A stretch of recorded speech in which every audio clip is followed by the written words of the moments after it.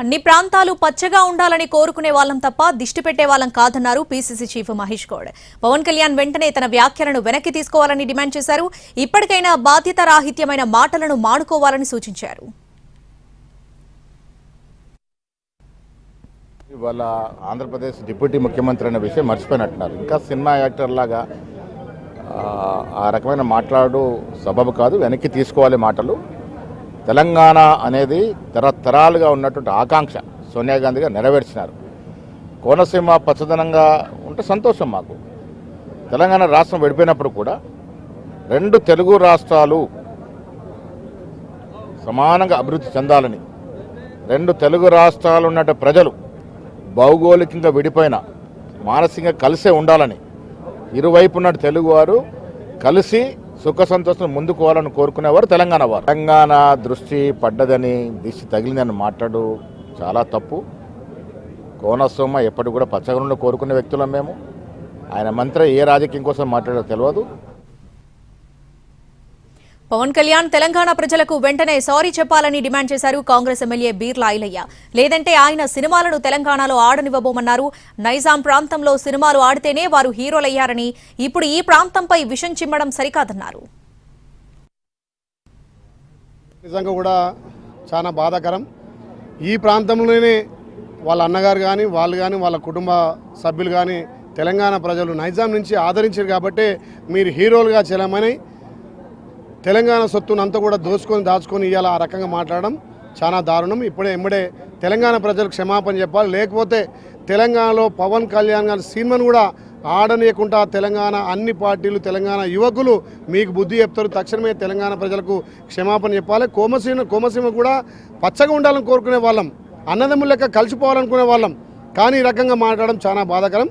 ఎమ్మడే పవన్ కళ్యాణ్ గారు తన మాటలను ఉపసంహరించుకోవాలని కోరుతున్నారు. తన మంత్రి పదవి పోతుందనే ప్రచారాన్ని కొట్టిపారేశారు మంత్రి పొన్నం ప్రభాకర్. పనిచేసే వారిపై దుష్ప్రచారం చేయడం సహజమేనని అన్నారాయన.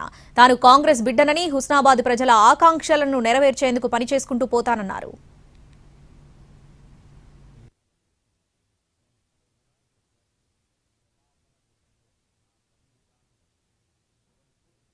దిష్టి కామెంట్లపై పవన్ కళ్యాణ్ బేషరతుగా క్షమాపణ చెప్పాలని డిమాండ్ చేశారు మంత్రి కోమటిరెడ్డి. ఆంధ్ర పాలకుల వల్ల తెలంగాణ ప్రజలు ఫ్లోరైడ్ విషం తాగారని గుర్తు చేశారు.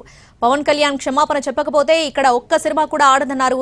సినిమాటోగ్రఫీ మంత్రిగా చెప్తున్నా ఒక్క సినిమా విడుదల కాదన్నారు మంత్రి కోమటిరెడ్డి వెంకటరెడ్డి. పవన్ కళ్యాణ్ గారు చేసిన వ్యాఖ్యలను తీవ్రంగా ఖండిస్తూ దాన్ని బేషరతుగా క్షమాపణ చెప్పి ఉన్నాగా ఉండాలని పవన్ కళ్యాణ్ గారిని విజ్ఞప్తి చేస్తున్నాం. మీరు మంచి ఉద్దేశంతో రాజకీయాలకు వచ్చిండొచ్చు, కానీ ఈ విధంగా మాట్లాడి దాదాపు 13 సంవత్సరాలు అయిపోయింది. తెలంగాణ 13 సంవత్సరంలో పడుతున్నది.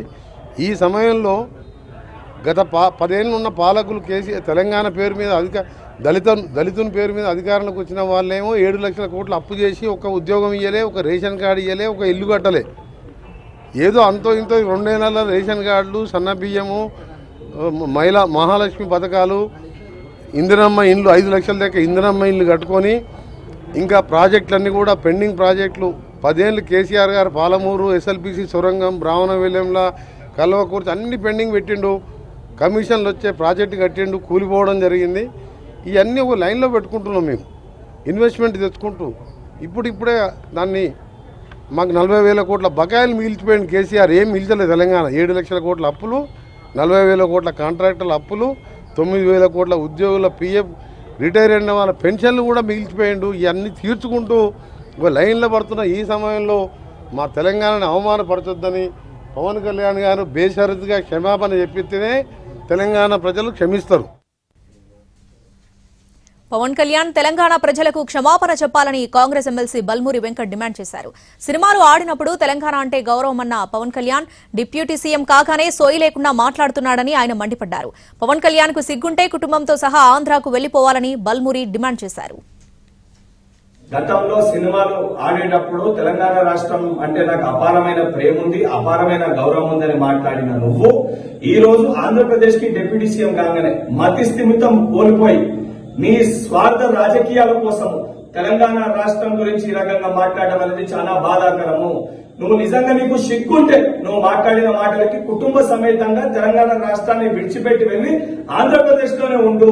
నువ్వు కనీసం సోయి లేకుండా తెలంగాణ ప్రజలు అత్యధిక నీ సినిమాలు చూసి నేను గౌరవిస్తుంటే బల్బుతోటి ఈరోజు తెలంగాణ రాష్ట్రం గురించి ఈ రకంగా మాట్లాడడం అనేది చాలా దురదృష్టవశాతం.